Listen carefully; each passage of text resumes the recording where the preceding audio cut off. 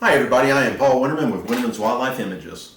I'm going to be showing you a video of myself in the Smoky Mountains of Cades Cove taking pictures of wild turkeys.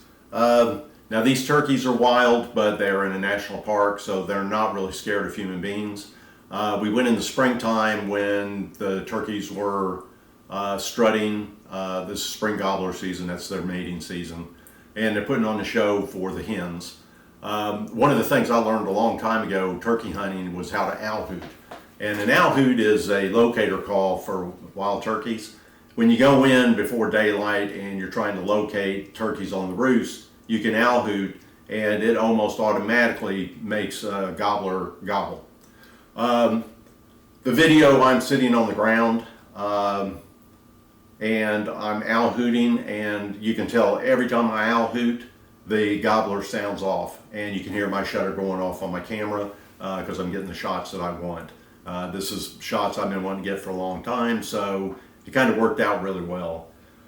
Me sitting on the ground, it's not to hide from the turkeys. Again, they're wild turkeys, but they're in a national park, so they're not really scared of humans. But it is to get down on their level and get the perspective of the picture, not from above where you're shooting down on them.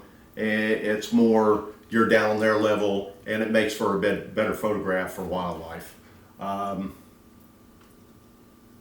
Okay, that's it. I'm going to show the video. My wife Julie was the one doing the videoing.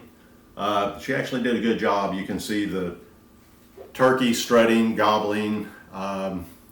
When it goes from gobbling to just standing there, you see the feathers lay down. You see all the colors reflected from the sunlight on their feathers. Very, very pretty birds, very colorful.